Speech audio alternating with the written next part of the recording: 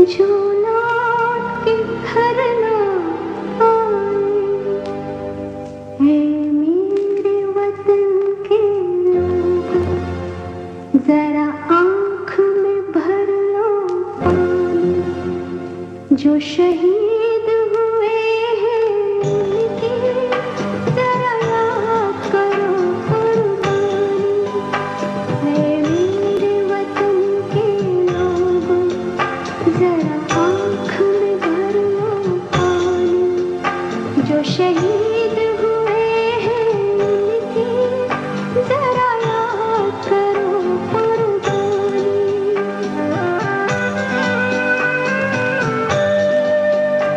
जब घायल हुआ हिमालय, खतरे में पड़ी आजादी। जब तक थी सांस लड़े वो, जब तक थी सांस लड़े वो। फिर अपनी लाश बिछा दी, संगीन पे धर कर माथा। सो गए अमर बलिदानी। जो शहीद हुए हैं उनकी जरा याद करो कुर्बानी।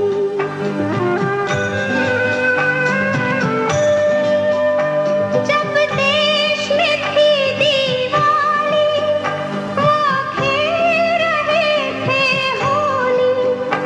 जब हम बैठे थे घरों में, जब हम बैठे थे घरों में, वो झेल रहे थे गोली।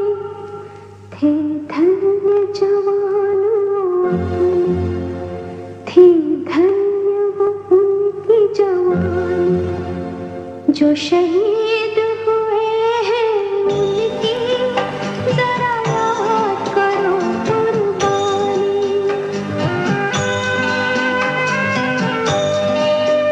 कोई सिख कोई जाट मराठा, कोई सिख कोई जाट मराठा। कोई गुरखा कोई मदरासी, कोई गुरखा कोई मदरासी। सरहद पर मरने वाला, सरहद पर मरने वाला। हर वीर था भारतवासी। जो खून गिरा पर्वत पर, वो खून था हिंदुस्तानी। जो शहीद हुए हैं उनकी जरा याद करो कुर्बानी।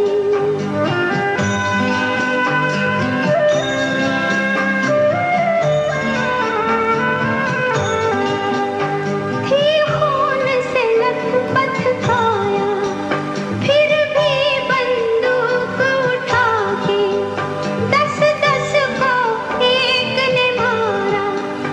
फिर गिर गए होश गवा के।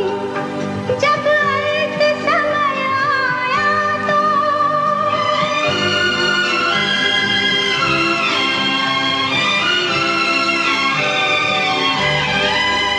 जब अंत समय आया तो कह गए कि अब मरते हैं। जब अंत समय आया तो कह गए कि अब मरते हैं। खुश रहना देश के प्यारों, खुश रहना देश के प्यारों। अब हम तो सफर करते हैं, अब हम तो सफर करते हैं। क्या लोग थे वो दीवाने, क्या लोग थे वो अभिमानी। जो शहीद हुए हैं। जैसा कि हम जानते हैं कि 16 दिसंबर विजय दिवस के रूप में मनाते हैं, क्योंकि इसी दिन 1971 की लड़ाई में पाकिस्तानी सेना के 93,000 सैनिकों और अधिकारियों ने भारतीय सेना के आगे घुटने टेक दिए थे, जो कि आज तक विश्व के इतिहास में सबसे बड़ा आत्मसमर्पण है। इसी उपलक्ष्य में राष्ट्रीय स्वयंसेवक संघ के मंचासीन महानुभावों का परिचय करवाना चाहूंगा। सबसे पहले हमारे मुख्य वक्ता जी माननीय मेजर करतार सिंह जी, आप मेजर पद से सेवानिवृत्त हुए। सेवा में रहते हुए 1962, 65 और 1971 इन तीनों युद्धों में सक्रिय रूप से भाग लिया।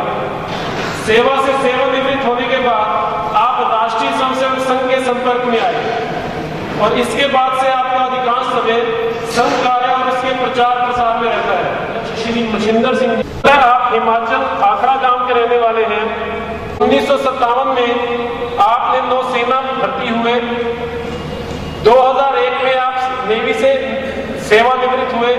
इसके बाद से अब वे सिटी 24 चैनल के डायरेक्टर हैं। इनकी एक पुस्तक भी है फतेहाबाद के इतिहास, जो कि सन 2006 में प्रकाशित हुई है।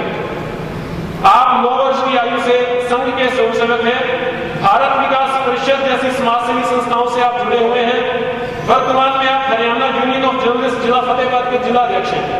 इसके बाद हमारे सुभाष आहूजा जी,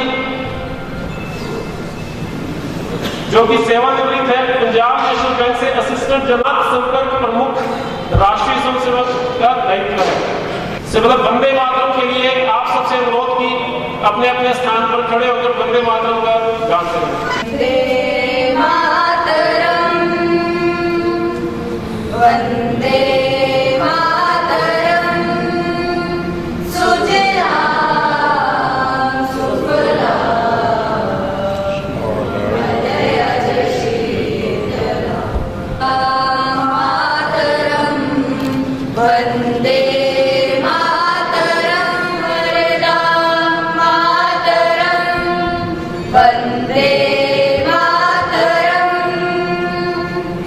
वंदे मातरम,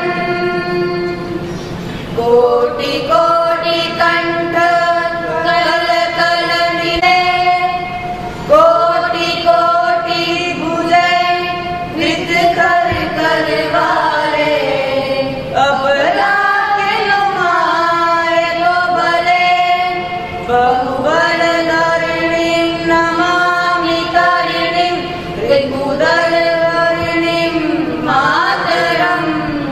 वंदे मातरम, वंदे मातरम, वंदे मातरम। भारत माता की जय, भारत माता की जय, वंदे मातरम, वंदे मातरम। अब मैं सुभाष जी से अनुरोध करूंगा कि वे संपर्क विभाग, जो राष्ट्रीय स्वयंसेवक संघ का संपर्क विभाग है, उसके बारे में 5 मिनट आपसे।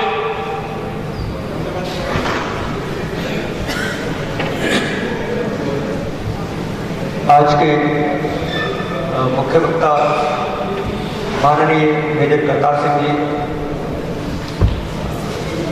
आज के अध्यक्ष retired lieutenant commandant Machhindar Singh ji और मुख्य अतिथि श्री अर्जुन जग्गा जी, आए हुए उपस्थित सभी महानुभाव, मैं आप सबका स्वागत करता हूं, अभिनंदन करता हूं।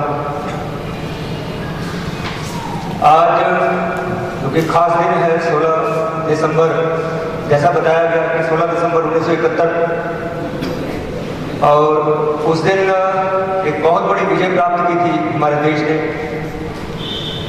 93,000 जो पाकिस्तानी सैनिक थे उनको घुटने टेकने पड़े थे, और जो पूरा कार्यक्रम था, उस कार्यक्रम में हमारे बीच में मेजर करतार सिंह जी बैठे हुए हैं, वो प्रत्यक्षदर्शी हैं, और वो जो सारा हुआ आत्मसमर्पण, उसमें इनका भी काफी बड़ा योगदान रहा है। हमारा सौभाग्य है कि आज हमारे बीच में है, और आज हम शहीदों को श्रद्धांजलि देने के लिए और उनके परिवार, उनको नमन करने के लिए, उनका सम्मान करने के लिए, सेवानिवृत्त कुछ जो सेनाधिकारी रहे हैं उनका भी सम्मान करने के लिए यह आयोजन हुआ है।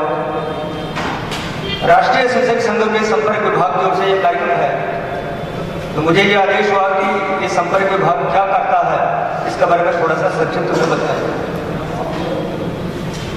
हम संघ के बारे में जानते हैं कि संघ का जो मुख्य काम है समाज का संगठन करना।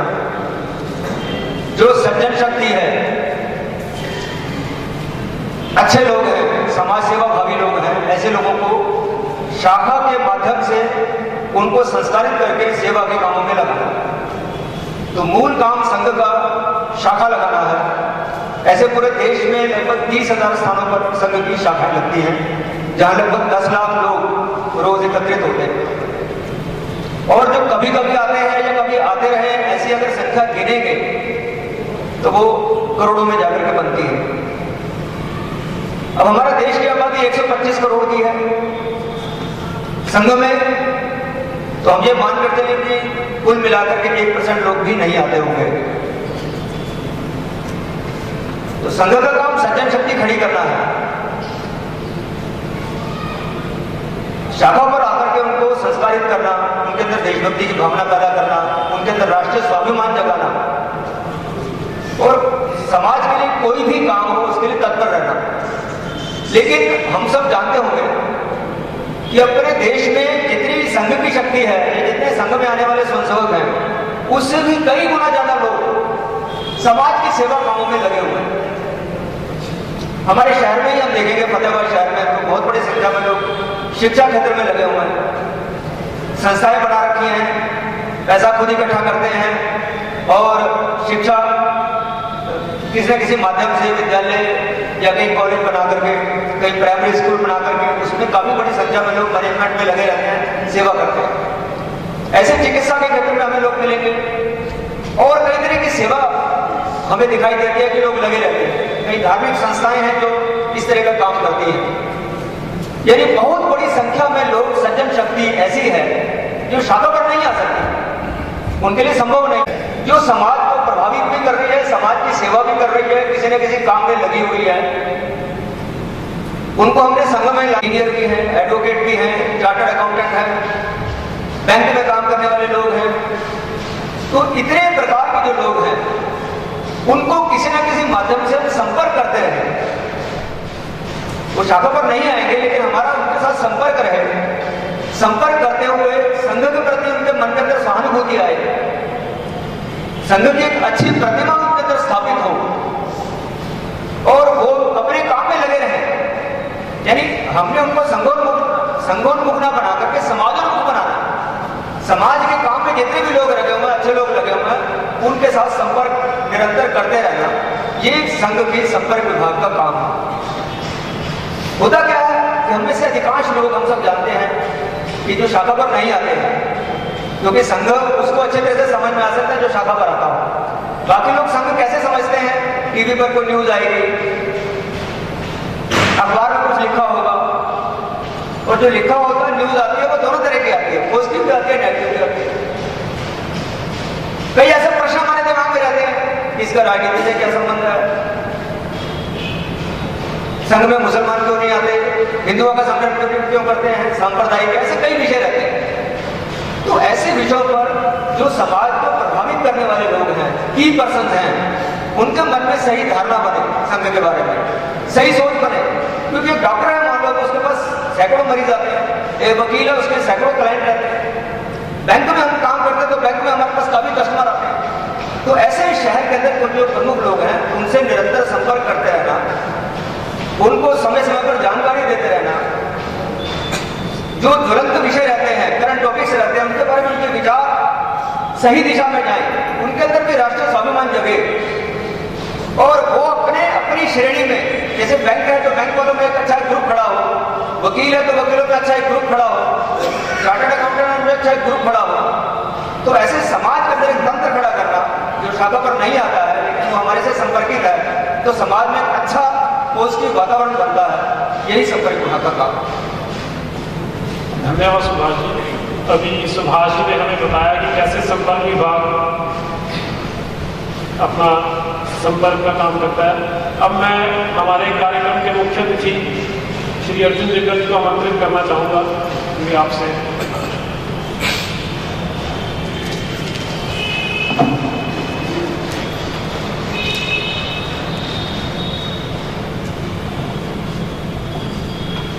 ऐ भारत माँ तेरे चरणों में, ऐ भारत माँ तेरे चरणों में शीश कटाने आए हैं, है कमंड हमारे जेबों में, हम मर मिटने के लिए आए हैं।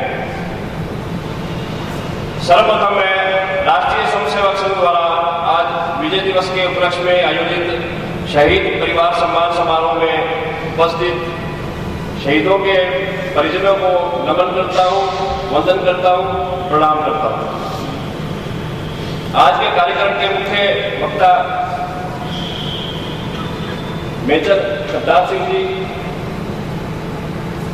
अध्यक्ष मेजर चंद्र सिंह जी, आरएसएस जनसंपर्क विभाग के प्रदेश प्रमुख सुभाष आहूजा जी, कार्यक्रम में उपस्थित प्रबुद्धजन एवं स्वयंसेवक बंधुओं, देश के आजाद होने के बाद भारत ने 5 प्रमुख युद्ध लड़े। 1948, 1962, 1965, 1971 और 1999 में कारगिल का युद्ध। इन 5 युद्धों में भारत के वीर सैनिकों ने अपने अदम्य शौर्य से भारत मां का सर गर्व से ऊंचा किया। 5 युद्धों में जो सन 1971 की जंग थी वो अपने आप में एक बेमिसाल रही। दुनिया के युद्ध इतिहास में एक गौरवशाली क्षण देगी जिसमें हमारे जो दुश्मन देश पाकिस्तान के ना केवल 2 टुकड़े हुए बल्कि उनके 93,000 फौजियों ने हमारे सैनिकों के आगे घुटने टेक दिए। विश्व इतिहास का यह सबसे बड़ा क्षण रहा है। इसमें विषय विशेषज्ञ मेजर साहब आए हुए हैं, वो ज्यादा तफसील से बताएंगे।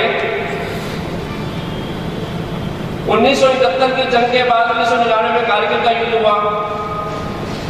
युद्ध आज भी जारी है। सीमा पर हमारे वीर जवान आए दिन शहीद होते हैं, सीमा की रक्षा करते हुए और देश की प्रभुता अखंडता को कायम रखते हुए उनका अदम्य योगदान है।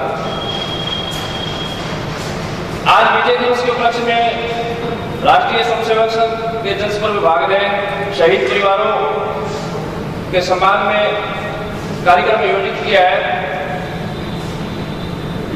ये अपने आप में एक बेमिसाल बात है कि ये वो परिवार है इनमें किसी ने अपना पुत्र, किसी ने अपना पिता, किसी ने अपना भाई और किसी ने अपना बेटा खोया है। इन परिवारों के संस्कारों, इनके त्याग की बदौलत भारत को महान सपूत मिले। शहीदों को याद करना हर देशवासी का कर्तव्य है। जो कौम, किसी कवि ने कहा है कि जो कौम शहीदों को याद नहीं रखती वो मुर्दा हो जाती है। इस भाव के पीछे कवि की भाव जो है उसमें गहरा अर्थ छुपा हुआ है। मुर्दा होने का भाव यह है कि संवेदनहीन हो जाना। ऐसे संवेदनहीन व्यक्ति जो मुर्दा होने के समान ही है। संवेदनहीन व्यक्ति न केवल समाज, राष्ट्र बल्कि अपने परिवार पर भी कोई आपत्ति, आपदा विपदा आती है उसका भी दुख नहीं होता।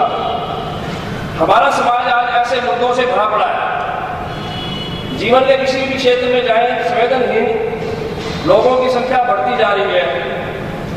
चिकित्सा का क्षेत्र हो, चाहे इंजीनियरिंग हो, चाहे शिक्षा का क्षेत्र, प्रोफेशनल्स हैं, स्टेटस के लोग हैं, लेकिन उनमें आम आदमी, गरीब आदमी या जरूरतमंद आदमी के प्रति जो सेवा भाव है वो किसी किसी में दिखाई पड़ता है। अब सवाल ये उठता है कि पूरा समाज ही ऐसा है, सभी लोग ऐसे हैं, तो अकेला व्यक्ति मैं ऐसा क्यों करूं? मेरे अकेले के ईमानदार होने से, समाज सेवी होने से, देशभक्त होने से क्या फर्क पड़ने वाला है? एक उदाहरण के तौर पे बताना चाहूंगा। जब नदी अपने उद्गम स्थल से निकलती है पहाड़ से, तो उसके प्रवाह के अंदर छोटे छोटे पत्थर, छोटी छोटी चट्टानें आती हैं।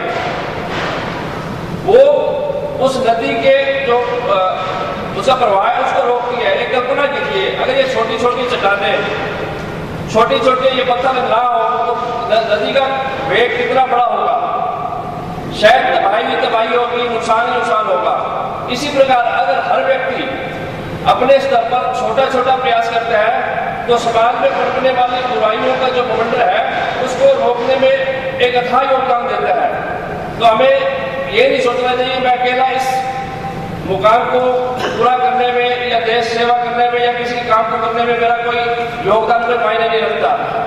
आज समाज में जब देखते हैं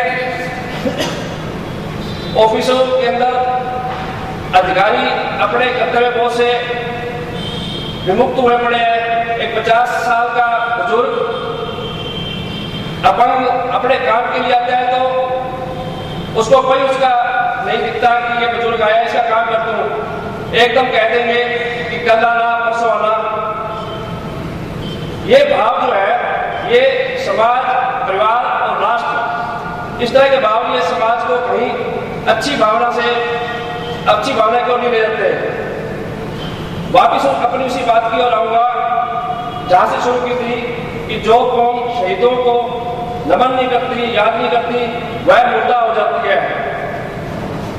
इसका सार ये कि हमें अपने शहीदों और देश में लड़ मिटने वाले के लोगों को कभी नहीं भूलना चाहिए। अपने बच्चों को प्रेरित करें कि वो उनको देशभक्ति वीर गाथाएं सुनाएं ताकि उनमें देश सेवा के गुणों का विस्तार हो, अच्छे संस्कार पैदा हो, देश समाज के प्रति बचपन में ही वो संजीदा हो। मुझे गर्व है कि मैं विश्व के सबसे बड़े सामाजिक, सांस्कृतिक और राष्ट्रवादी संगठन राष्ट्रीय स्वयंसेवक संघ से जुड़ा हुआ हूँ। आरएसएस की शाखाओं में संस्कार, सामूहिक रूप से कार्य करने का स्वभाव, परस्पर आत्मीयता, देश और समाज के लिए अपनेपन की भावना का विकास किया जाता है। दूसरे शब्दों में संघ की शाखाओं में कार्यक्रमों में राष्ट्रवाद के साथ साथ अच्छे समाज विकास का ब्लूप्रिंट तैयार होता है। मुझे अपने इस संगठन में मुख्य अतिथि शिरकत करना कुछ अजीब सा लग रहा है। विजय दिवस समारोह में शहीद परिवारों आप सभी से मुखातिब होने का मौका मिला।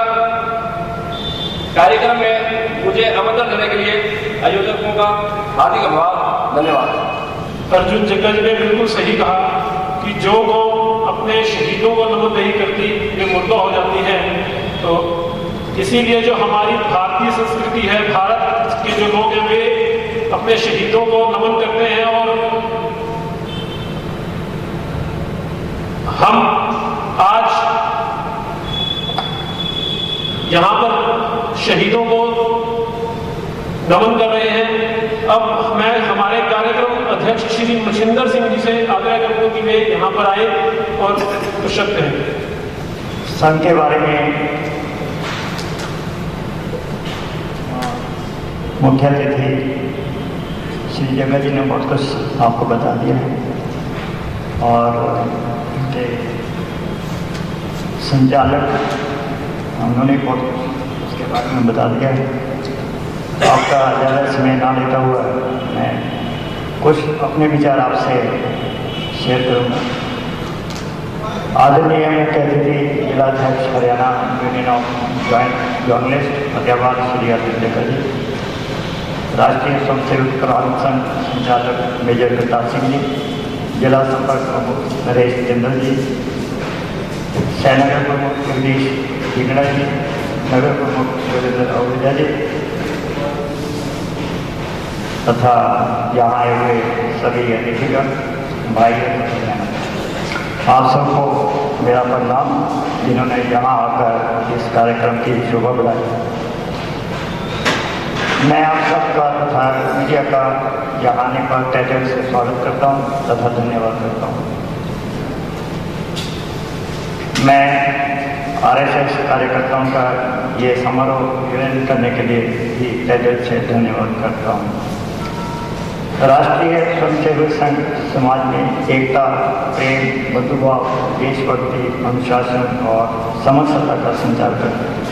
ये इनकी बहुत अच्छी विचारधारा है जिसके साथ तकरीबन हम सब जुड़े हुए हैं। इसके साथ साथ ये संघ बालों, किशोरों और तरुणों के व्यक्तिगत जीवन में भी उन्नत चरित्र के संस्कारों का बीजारोपण भी करता है, जो एक बहुत अच्छी बात है कि हमारे आने वाली पीढ़ी को अच्छे संस्कार देकर, देशभक्ति का प्रेम सिखाकर हमारे देश के भविष्य को उज्ज्वल करने में का बहुत ही बड़ा सहयोग है। इतना ही नहीं, ये संघ युद्ध के समय भी सरकार के साथ पूर्ण सहकार और एकजुटता रखकर देश के बाह्य एवं आंतरिक सुरक्षा प्रयासों को पूरा सहयोग देता रहा। आप सबको याद होगा कि आज के दिन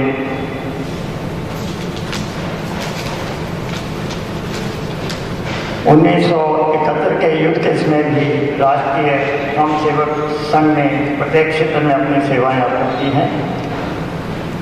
1971 में आधी रात के समय जब संघ कार्यकर्ताओं को जख्मी सैनिकों के लिए रक्त के कमी की सूचना मिली तो सुबह तक तकरीबन 500 से ज़्यादा स्वयंसेवक संघ रक्तदान करने के लिए पहुँचे, सैनिक अस्पताल में पहुँच गए तथा रक्तदान करके उन जख्मी सैनिकों को जीवन दान दिया। ये बहुत बड़ी उपलब्धि है।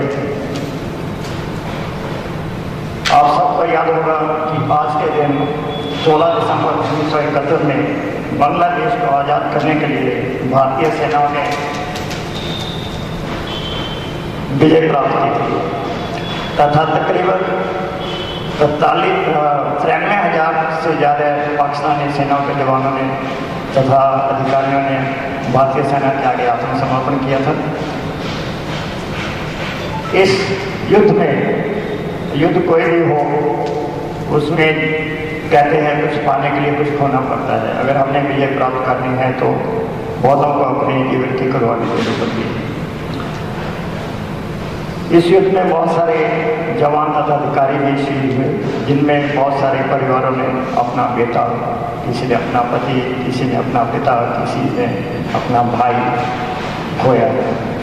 इन सभी परिवारों को मेरा शत प्रणाम, जिन्होंने ऐसे वीर बहादुर बेटे, भाई या पिता उनको देश की रक्षा करने के लिए भेजा, जिन्होंने उस परिवार से ये सारे बहादुर आगे आए और देश की सेवा की। उन सैनिकों के परिवारों को सम्मानित करने के लिए राष्ट्रीय स्वयंसेवक संघ ने आज ये कार्यक्रम आयोजित किया है। मैं पूर्व सैनिक संघ का जिला अध्यक्ष होने के नाते RSS के कार्यकर्ताओं को से धन्यवाद करता हूँ तथा आशा करता हूँ कि वे आगे भी इसी तरह देश सेवा करते रहेंगे। उसके आगे मैं आपको सन 71 के बारे में बताना चाहूँगा। मैं नेवी से हूँ, बेसिकली मैं नेवी के बारे में बताऊँगा। 1971 में मैं नेवी में था, तो नेवी का एक बहुत ही महत्वपूर्ण रोल रहा है। मिलिट्री ने ग्राउंड के ऊपर, एयरफोर्स ने एयर से उनको कंट्रोल किया और नेवी का मेजर रोल था कि सी से उनको प्रेशर बनाया जाए और ताकि दूसरा मेजर रोल था कि जितने भी बांग्लादेश में पाकिस्तानी सैनिक हैं उनको भागने ना दिया जाए, क्योंकि नहीं तो उनका प्लान था कि इसी रास्ते से किसी भी तरह से वो वहाँ से निकल के भाग जाएंगे और सरेंडर नहीं करेंगे। ये लास्ट तक ऑर्डर उनके पास थे कि सरेंडर ना किया जाए, लेकिन नेवी ने जब उनके सारे रास्ते बंद कर दिए, इसी से भी उनको भागने में नाकाम कर दिया, तो उनके पास कोई चारा नहीं बचा सिवाय इसके कि वो अपने आप को सरेंडर करें। तब पाकिस्तान से फिर उनको फाइनल ऑर्डर यह मिला कि आप जो है सरेंडर करें। तब उन्होंने भारतीय सेना के आगे सरेंडर किया था। तकरीबन अप्रैल 2071 में जब ये मुक्ति पाने का कार्यक्रम शुरू हुआ था और बांग्लादेश से बहुत सारे जो आदमी हैं यहाँ हिंदुस्तान में आने शुरू हो गए, वहाँ पर अत्याचार शुरू हो गए। उनकी फौज ने, पाकिस्तान फौज ने बहुत सारे अत्याचार शुरू कर दिए और ऐसे अत्याचार जो सामने आए, जो यहाँ बताना अच्छा नहीं लगता। तो उस वक्त सवाल यही उठ रहा था कि आगे क्या होगा। हमें भी उस टाइम हालात को देखते हुए ये लग रहा था कि किसी भी वक्त युद्ध जो है वो निश्चित और युद्ध होगा ही, इसके लिए कोई दूसरा रास्ता नहीं। ऐसा करते करते करते 6 महीने निकल गए। अक्टूबर में तो सडनली जब ईस्ट पाकिस्तान से, उस टाइम ईस्ट पाकिस्तान अभी बांग्लादेश से, उन्होंने हमारी सीमा में एयर सीमा का उल्लंघन किया। उनके 3 एयरक्राफ्ट जो है हमारी सीमा में घुसाए और हमारी सेना ने उनको उसी वक्त नीचे मार गिराया, जबकि अभी युद्ध शुरू नहीं हुआ था। तो जैसे ही इसकी खबर मिली तो ये तो निश्चित हो गया अभी तो युद्ध होना ही है, इसके लिए कोई दूसरा रास्ता नहीं। और उससे पहले पाकिस्तान ने एक सबमरीन गाजी उसको भेजा ताकि हमारा युद्धपोत INS विक्रांत जो है वो मेन टारगेट था उनका, उसको उसके पीछे लगा दिया। फिर उसको किसी भी तरह से डुबाना है। उनको यही टास्क मिला था कि आपको वापस नहीं आना जब तक आप INS विक्रांत को नीचे पानी में नहीं डुबाते हो। हमारी नौसेना के जो बड़े अधिकारी थे तो प्लानिंग उन्होंने अच्छी तरह से की थी।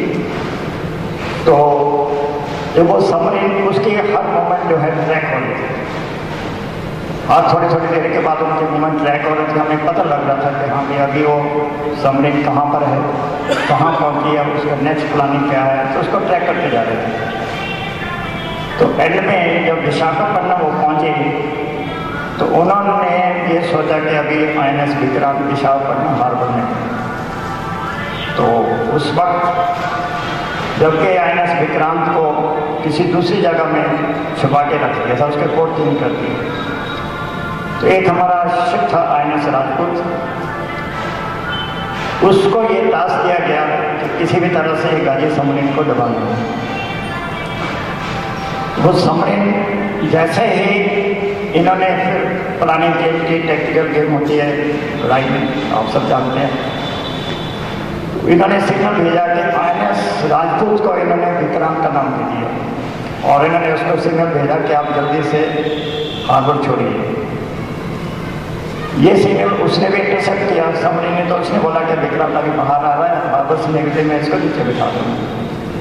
वहाँ से जैसे वो शिप बाहर निकलने लगा वो अपनी पोजीशन लेने लगी, क्योंकि हार्बर में माइंस वगैरह सारे वंडे कर रही थी। अपनी पोजीशन उसने लेनी शुरू की और यहाँ से INS राजपूत को बाहर भेजा। उसने पोजीशन मार्क की हुई थी, इन्होंने अपने डेप्थ चार्ज सारे उस एरिया में ड्रॉप किए थे, जिससे एक डेप्थ चार्ज उसके ऊपर लगा और वो ब्लास्ट हो गया। ब्लास्ट होते ही जो सबमरीन वही विशाखापट्टनम में डूब गई। उसके बाद हमारे जो फ्लीट था, ईस्टर्न फ्लीट युद्धपोत के साथ, वो बिल्कुल सेफ हो गया।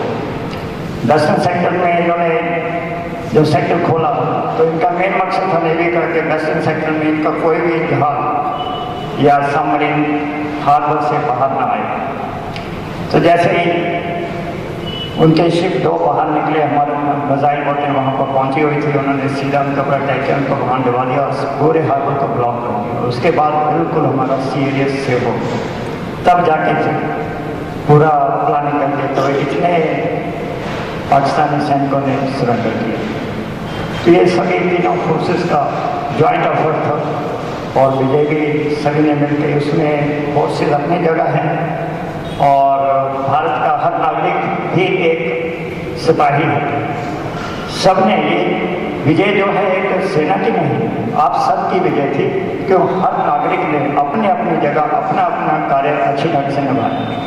क्योंकि फौज तो तेरी बॉर्डर पर है, उससे पीछे सपोर्ट देने के लिए, उसको बाकी चीज़ें देखभाल करने के लिए, इंटरनल सिक्योरिटी के लिए आप सबका साथ होना बहुत ज़रूरी है। और आपका जो साहस है वही इनको मॉरल देता है और वही उनको विजय दिलाता है। इसलिए मेरी आप सबसे प्रार्थना है कि आप इसी तरह सेनाओं का मनोबल बढ़ाते रहें और सभी जो है अपने देश की तरक्की के लिए दुआएं करें और अपनी जगह जहाँ जहाँ भी आप हैं वहाँ अपना कार्य सही तरीके से करें। दूसरा ये मैं आपको बताना चाहूँगा कि जब मैं 6th क्लास में पढ़ता था उस वक्त मैं गांव में रहता था, नंदोल डैम जो था वहाँ पर मैं पढ़ता था हाई स्कूल में, और वहाँ से मैं जा रहा था रास्ते में, तो वहाँ मुझे एक कैंप सा नजर आया, तो मुझे अच्छा लगा, मैं भी वहाँ चला गया। वो ट्रेनिंग खेले खुले चला रहे थे, तो ट्रेनिंग देने से मैं भी वहाँ पर बैठ गया जाके, और उनकी जो विचारधारा थी मुझे बहुत अच्छी लगी, मैं बहुत प्रभावित हुआ उससे। उसके बाद उन्होंने एक कैंप आयोजित किया, सॉरी, एक कैंप आयोजित किया, उसमें मैंने हिस्सा लिया, तो मुझे बहुत ही अच्छा लगा। तो मैंने सुना उनकी विचारधारा, और उसके साथ मैं तब से ही थोड़ा जुड़ना शुरू हो गया था। उसके बाद मैं सेना में चला गया, रिटायर होके आया, लेकिन उस परिस्थिति में उनसे जुड़ने से जो उनकी विचारधारा मेरे मन में आई, वो बहुत ही मुझे एक गहराई तक छूने वाली थी। तो उसमें मैंने ये देखा कि जब भी मैं किसी ट्रेन में या रास्ते में सफ़र करता था, वहाँ बहुत सारे सफ़र करने के लिए ट्रेन में भी आपने बैठे होते हैं, तो बातचीत शुरू हो जाती है, लंबा सफ़र होता है, तो सभी बहुत सारी चीज़ें जो उन्होंने घटनाएं हो जाती थी, सभी यही कहते थे ले भी है तो भारत का कुछ नहीं हो सकता, हम भारतीय ऐसे ही हैं। तो मैंने उनसे एक ही सवाल किया, मैंने कहा कि देखो भारत क्या है? भारत एक, आप बोलते भारत, भारत कौन है? भारत हम इसमें रहते हैं, हमसे ही भारत है। अगर जब तक हम अपने विचार बदले नहीं करेंगे तब तक भारत कैसे बदलेगा? तो सबसे पहले हमें अपने विचारों को तब्दील करना है। तो वो कहने लगे नहीं, हमारा एक से तब्दील करने से क्या होगा, जब तक सब नहीं बदलेंगे, तो अगर मैं अकेला करूँगा तो बाकी का क्या होगा, तो कोई फायदा नहीं। तो मैंने कहा देखो ऐसा है कि आप दूसरों को नहीं सुधार सकते, दूसरों को तब्दील नहीं कर सकते, वो आपके लिए पॉसिबल नहीं है, लेकिन आप अपने आप को सुधार सकते हो। आपका अपना शरीर, अपने विचार आपके कंट्रोल में, आप उसे सुधारिए, उस हिसाब से आप काम करिए, आप एक ही विचारधारा तब्दील होगी, इसी तरह बाकी की विचारधारा भी तब्दील हो जाएगी। क्योंकि अगर एक आदमी अच्छा सोचना शुरू करता है तो ये पृथ्वी में जो मैग्नेटिक फील्ड है उससे आपकी विचारधारा पूरी घूमनी शुरू हो जाती है। तो एक के साथ दूसरे के मन में वही विचार आते हैं, तीसरे के मन में वही विचार आते हैं, धीरे धीरे कहीं ना जाके सबके अंदर विचार बदलने शुरू हो जाते हैं। एक एक्सपेरिमेंट हुआ था अफ्रीका में कि वहाँ जो बंदर थे वहाँ आलू पड़े रहते वो ऐसे खा लेते थे, लेकिन एक बंदर ने आलू को धोकर खाना शुरू किया, और धीरे धीरे आने वाले टाइम में देखा कि सभी बंदरों ने आलूओं को धोकर खाना शुरू कर दिया। वो एक जगह का इफेक्ट था। उसके साथ से जब देखा कि सभी और जगह भी मिशन में बहुत सारे कुकरों ने उन आलूओं को धोकर खाना शुरू कर दिया। तो इसी तरह मतलब एक ही विचारधारा सब तक पहुँचते पहुँचते तो सभी की विचारधारा तब्दील हो सकती है। इसलिए हमें चाहिए कि हम पहले अपने विचारों को तब्दील करें, अपने आप को बदलें, उसके साथ साथ अपने आप दूसरे भी बदली होने शुरू हो जाएंगे, और हम सब एक अच्छे समाज के अच्छे नागरिक बनेंगे और हमारा देश तरक्की करेगा। इसी के साथ मैं अपना आपसे इजाज़त चाहूँगा।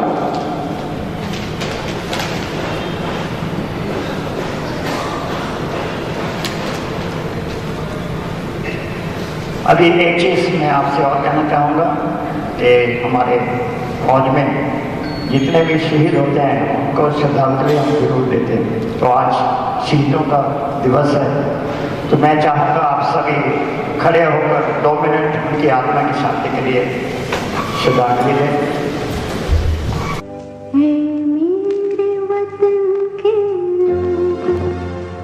जरा आँख में भर लो पानी, जो शहीद हुए हैं उनकी जरा याद करो कुर्बानी, है मेरे वतन के लोगों।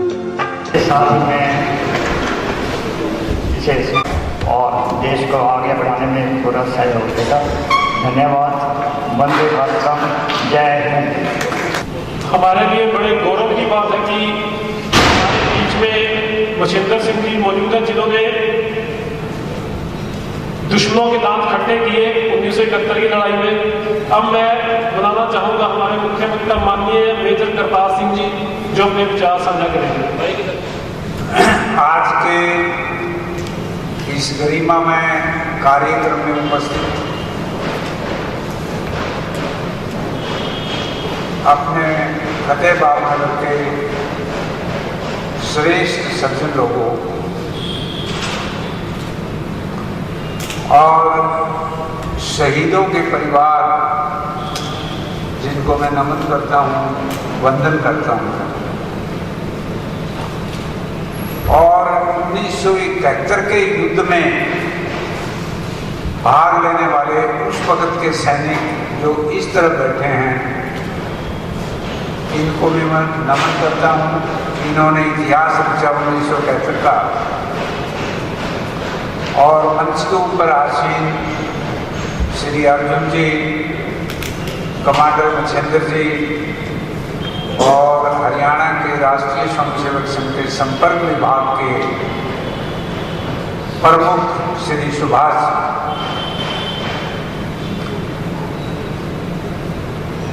16 दिसंबर का ये दिन है आज, और इसको विजय दिवस के रूप में आज के दिन भारत की सभी सशस्त्र सेनाओं की टुकड़ियां पूरे देश में, आर्मी, नेवी, एयरफोर्स और सिविल प्रशासन, चाहे वो सेंट्रल गवर्नमेंट का हो या स्टेट गवर्नमेंट का हो, सभी इसको विजय दिवस या शौर्य दिवस के नाम से आज कोई न कोई कार्यक्रम करते हैं, क्योंकि आज के दिन 16 दिसंबर 1971 को भारत की सशस्त्र सेनाओं की एक निर्णायक, जिसको डिसाइसिव विक्ट्री कहते हैं, यानी बिल्कुल आर पार की जो लड़ाई थी और जिसमें 100% रिजल्ट जो है अपने फेवर में मिला, यदि ऐसा एक युद्ध चला था कोई लगभग 2 हफ्ते, उसमें हम विजय हुए थे। भारत का जितना लिखित इतिहास है, जिसमें पूरा मुगल काल आता है, जो लगभग 800 साल मुसलमानों ने यहाँ अपने देश में उत्पात मचाया है, वो सारा ही कोई 700-800 साल का है, और 200 साल के करीब अंग्रेज यहाँ पर शासन करके गए हैं। तो हमारे राजे, महाराजे, प्रदेश सब उनके साथ युद्ध करते रहे, लेकिन कभी जीत हुई, कभी हार हुई।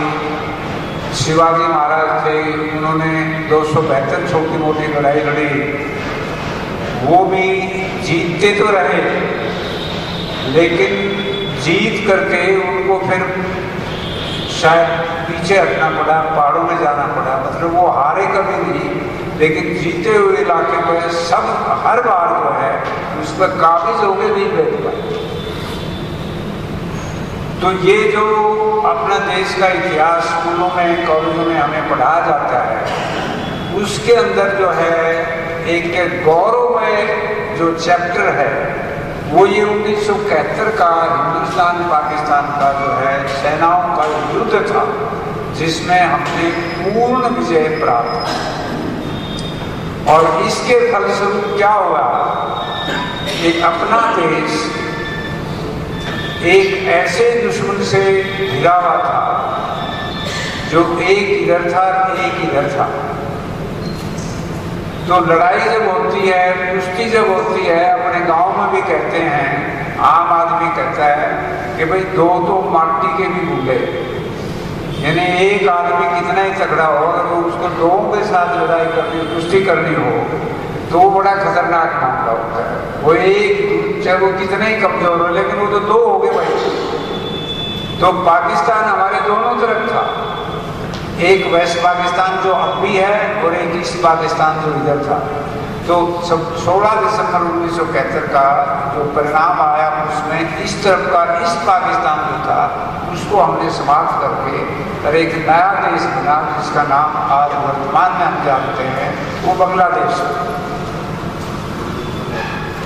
वो दूसरी बात है कि 4-5 साल के बाद 1971 में बांग्लादेश बनने के बाद वो भी हमारे प्रति इतना ही जहर उगलने लग गया जितना वेस्ट पाकिस्तान। क्यों? उसके अंदर भी मुजीबर रहमान जो थे उनकी हत्या कर दी गई, पूरे परिवार का दर्शन हत्या कर दी गई रात को 16 लोगों की। और फिर वहाँ पर वही इस्लामी जो कट्टरवादी जिसने आज पूरी दुनिया के अंदर जो है आतंक फैलाया हुआ है, वही शक्ति बांग्लादेश में भी हावी हो गई। 1971 का युद्ध ना कोई पहला युद्ध था और ना कोई आखिरी। मनुष्य जाति का ये इतिहास है कि दो शक्तियां हैं, दैविक शक्ति, आसुरी शक्ति। यानी एक भले आदमी और एक इनको कहते हैं ना कि भाई ऊंट बदमाश झापते छापते।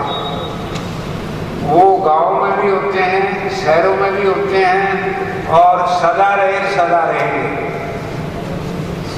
तो सज्जन शक्ति का और दुर्जन शक्ति का टकराव हमेशा चला है, चल रहा है और चलेगा। रामायण, राम भगवान, सीता माता, लक्ष्मण भाई का त्याग, भरत भाई की तपस्या, हनुमान जी का समर्पण हमारे सामने शायद ही आ पाता अगर राम और रावण का युद्ध ना होता। राम रावण का युद्ध होया, इसीलिए जो है रामायण बनी और जिसको हम चाहे सुंदरकांड के रूप में मनाए, लेकिन है युद्ध का ही परिणाम के जो है रामायण हमको मिली। इसी तरह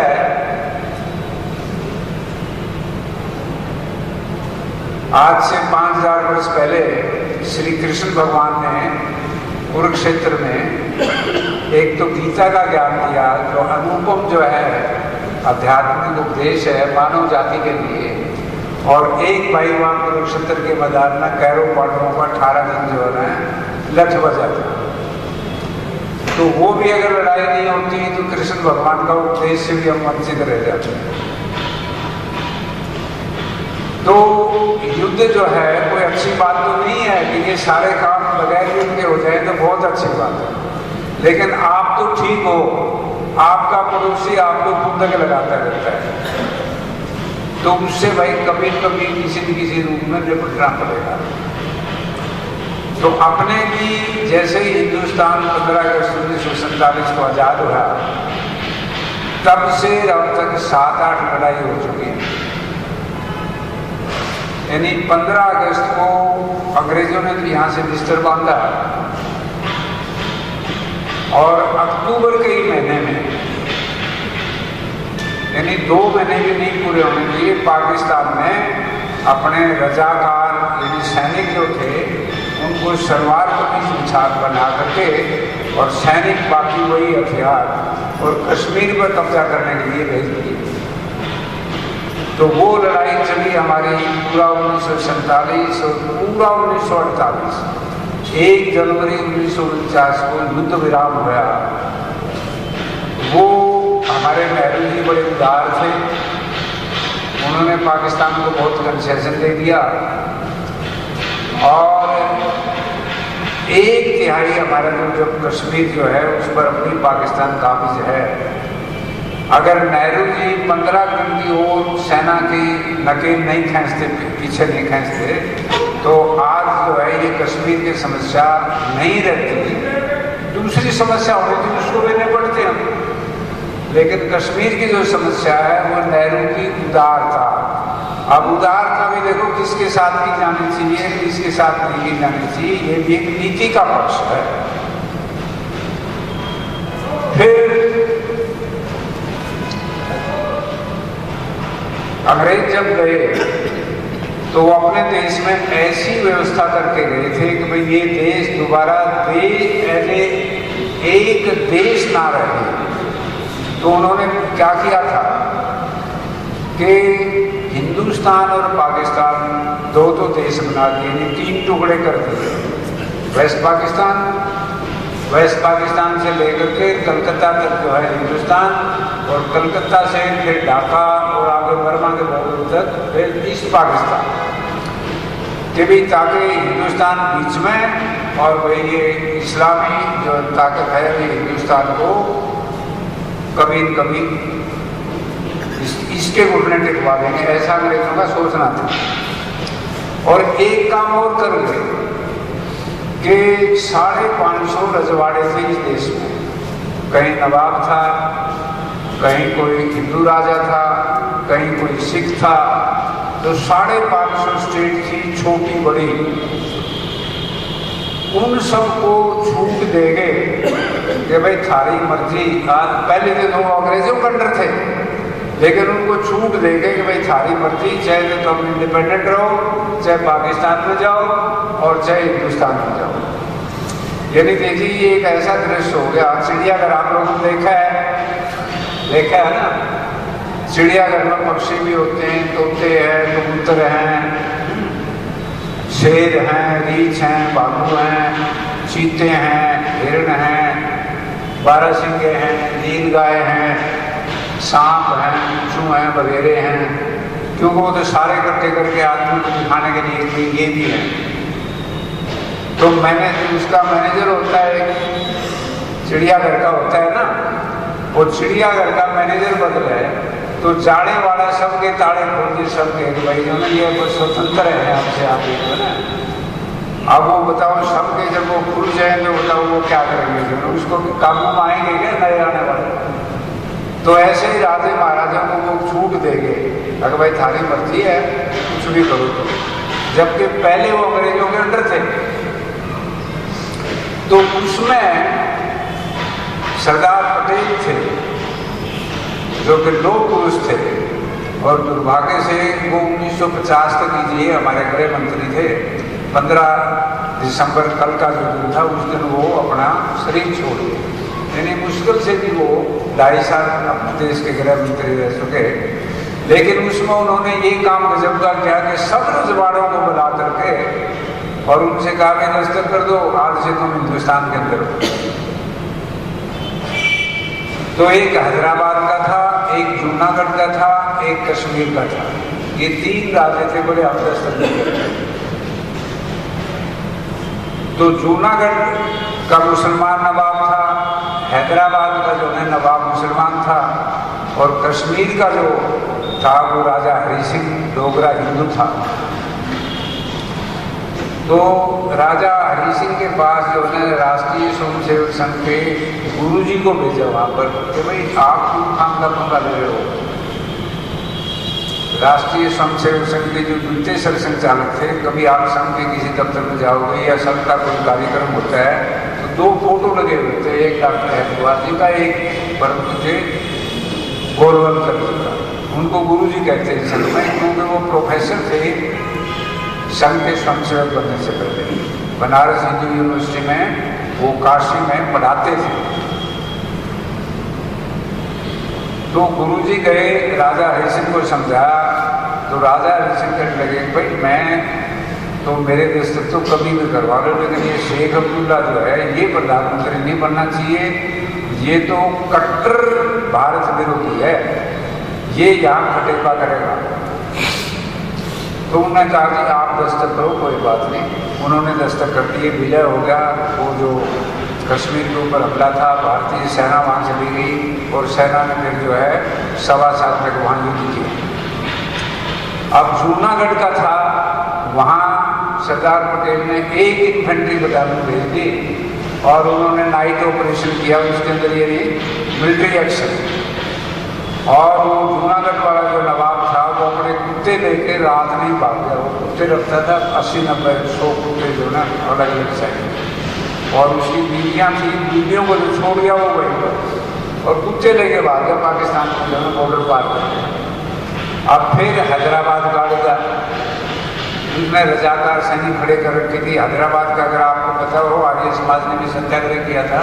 हैदराबाद वालों ने बड़े जुल्म कर रखे थे, हिंदुओं को बैंड बजा करके शादी में जो है ना मस्जिद के सामने से नहीं निकलने देता था, मंदिर की रिपेयर नहीं करने देता था, कोई जो है यज्ञ हवन कोई अपने घर से बाहर खुले स्थान में नहीं कर सकता था, और रजाकार थे वो हिंदुओं की बहू बेटियों को उठा करके ले जाते थे, ऐसे ऐसे वो जुल्म करता था। तो वहाँ पर फिर एक डिवीजन का एक्शन हुआ और मेजर जनरल जैन चौधरी बंगाल के अपने आर्मी कोर के जनरल थे, उन्होंने एक्शन लिया और वो 2 दिन के अंदर वो हैदराबाद के भी उन्हें टिका के दस्तक करवा दिया। एक गोवा दमन दीव पांडिचेरी माहे, इसमें समुद्र के किनारे किनारे ये स्थान है।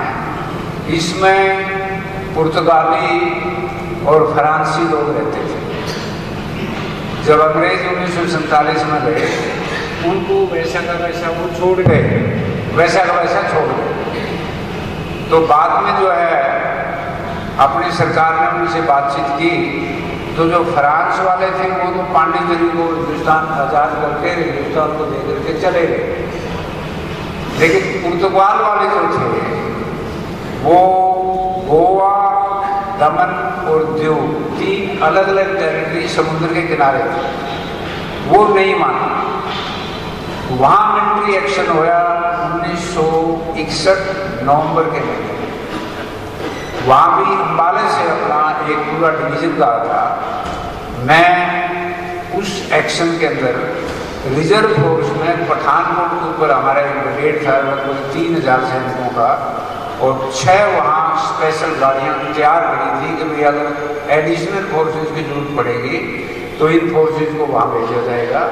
तो पठानकोट में कैंप हमारा लगा हुआ था, लेकिन जरूरत नहीं पड़ी। वो गोवा एक्शन भी जो है अपनी सेना ने 4-5 दिन के अंदर खत्म कर दिया।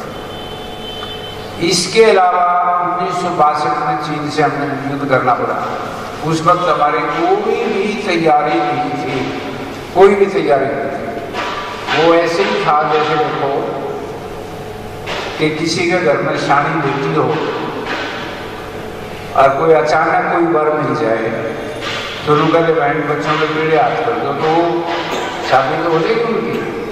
पंडित जी ने बुलाओ, हवन कुंड के ऊपर जो है ना मंत्र पढ़ो और वह उनको फेरे दे दो। पति पत्नी तो बढ़ गए, लेकिन मामे, भांजे, साड़े, बनोइये, अड़ोसी पड़ोसी, गीत गाना, सांझी, ये तो अपना कुछ भी नहीं हुआ ना। तो 62 की लड़ाई में अपनी कोई तैयारी नहीं थी, चीन ने अचानक हमला कर दिया। यानी अक्टूबर के महीने में 11,000 की हाइट पर दिल्ली से चल के मेरी पलटन गई थी। और हम जो है ना, जो ठंडा कमीज होता है ना, ये आजकल पुलिस वाले भी आपने देखे होंगे तो गर्म कपड़े पहन रहे हैं, हमारे पास वो भी नहीं थी।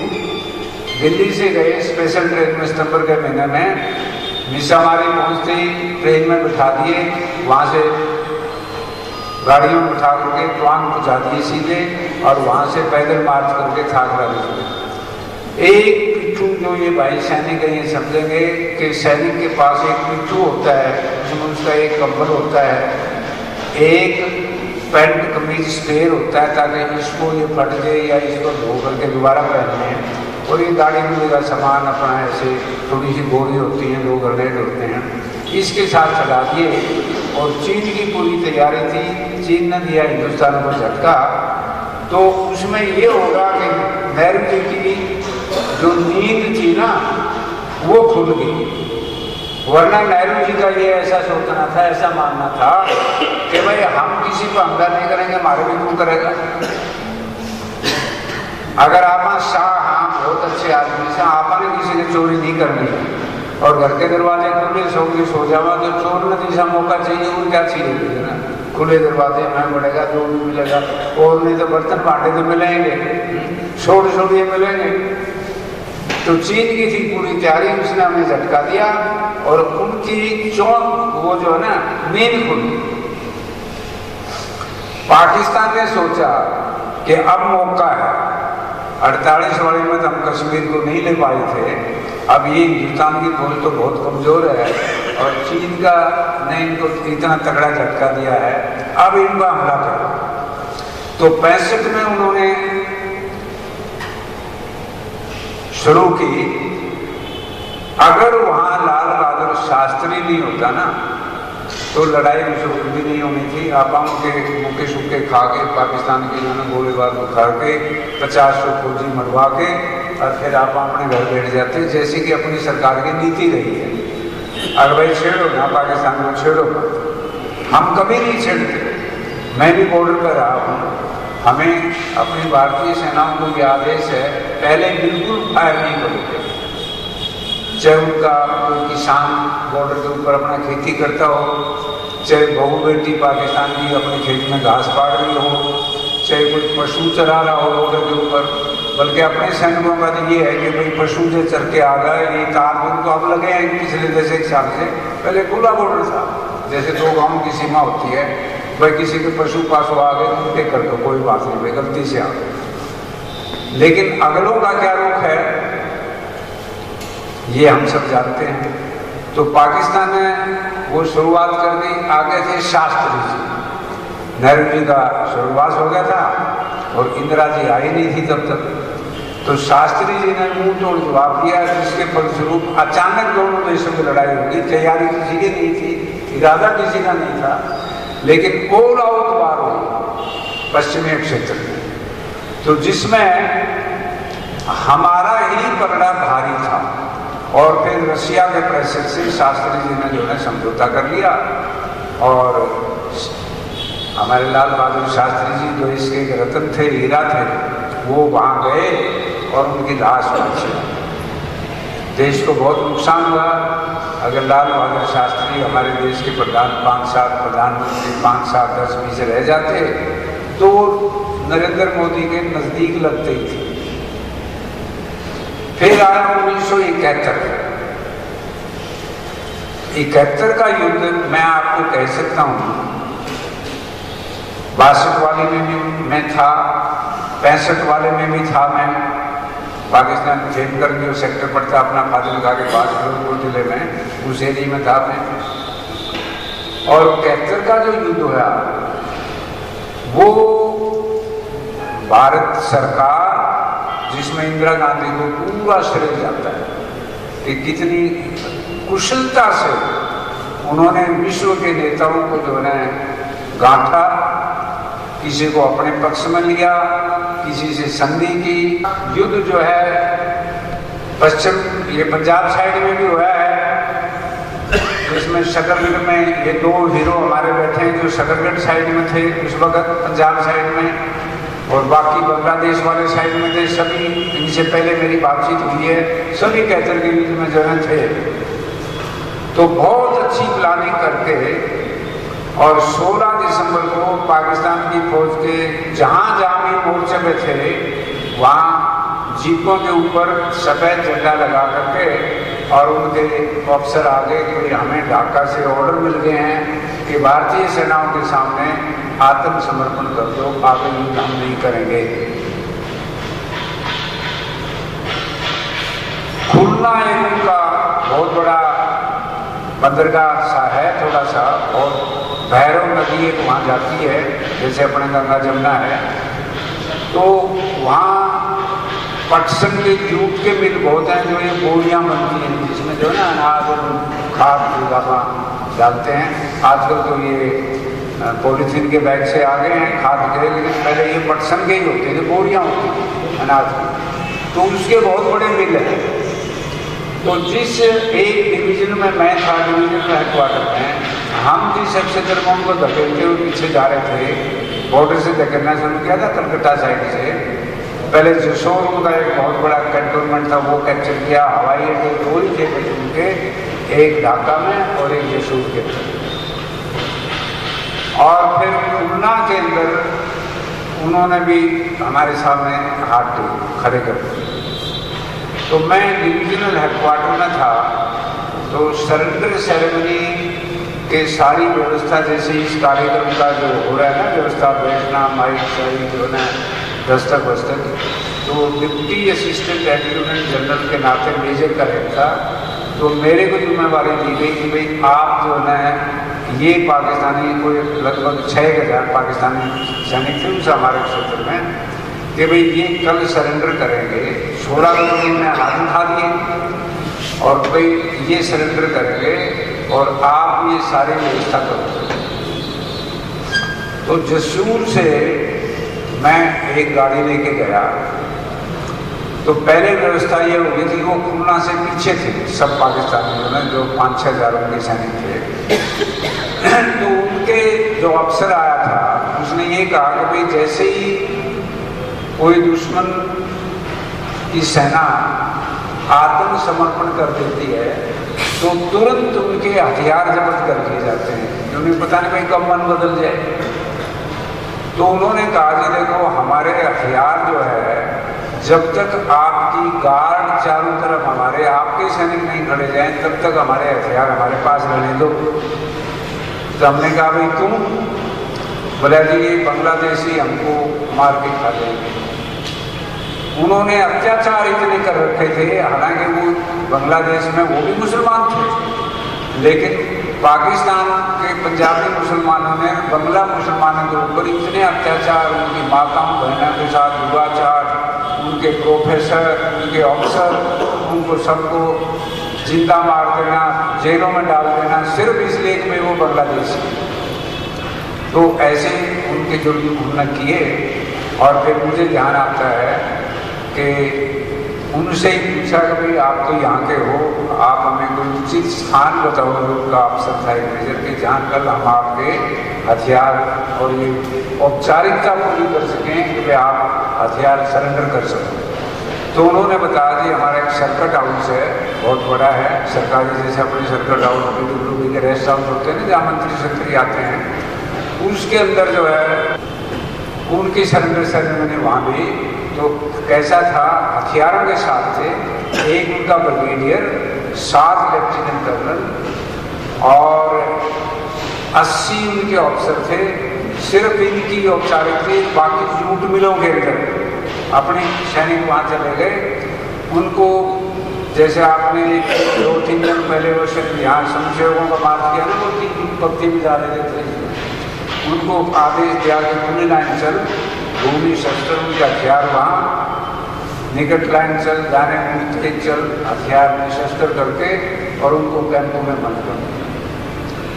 तो लड़ाई आगे भी होगी, हम सबको एक रहना चाहिए, क्योंकि अपना देश जो है वो हिंदुओं का राष्ट्र है और हिंदू की परिभाषा बहुत ही व्यापक पूरी है कि जो इस देश में जन्मा है, इस देश की मिट्टी पानी से जो जिसका शरीर बना है, वो अपने आप को हम उसको हिंदू ही मानते हैं। तो आगे भी वही हमको सतर्क रहना चाहिए। कैचर के युद्ध में हमारे नागरिकों ने भी बहुत अच्छा काम किया था और आज का ये जो कार्यक्रम का आयोजन किया है संपर्क विभाग ने, अपने फतेहाबाद के स्वयंसेवकों ने, वो बधाई के पात्र हैं और बहुत ही अच्छा कार्यक्रम किया। आगे भी हम इसी प्रकार मिलते जुलते रहेंगे। सबको नमस्कार। मंच पर आसीन अधिकारियों को निवेदन है कि वे सैनिकों के परिवारों को सम्मानित करें।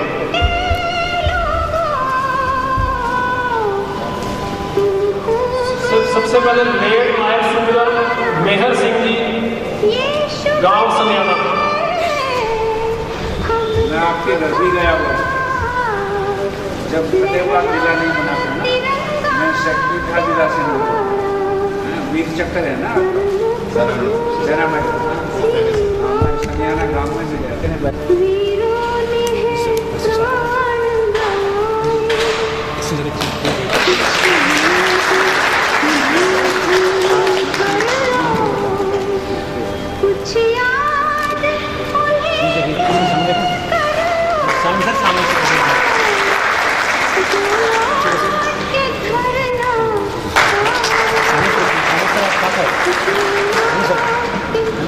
लेट राजेश कुमार जी, गोरखपुर से।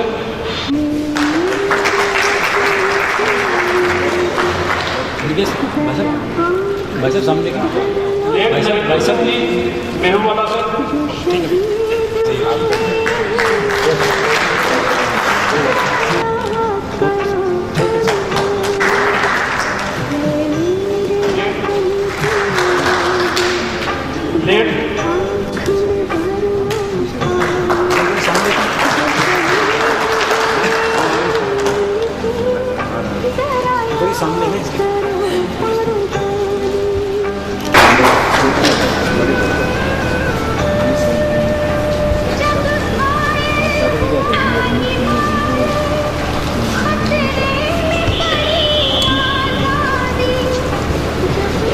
देखो इन्होंने कितना अच्छा काम किया है।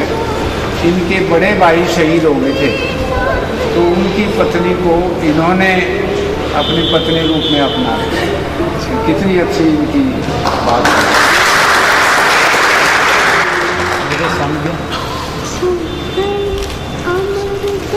लेट श्री ताराचंद जी।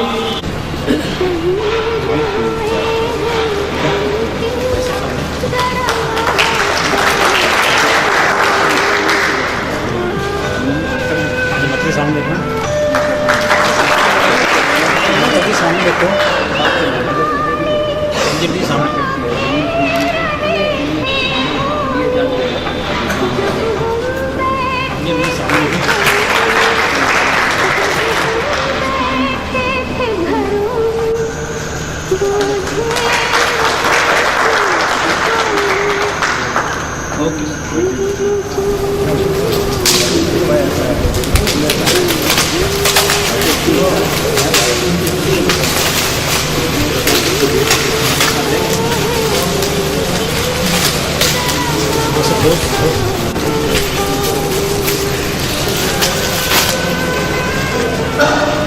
इस तरह क्लोज हो गया।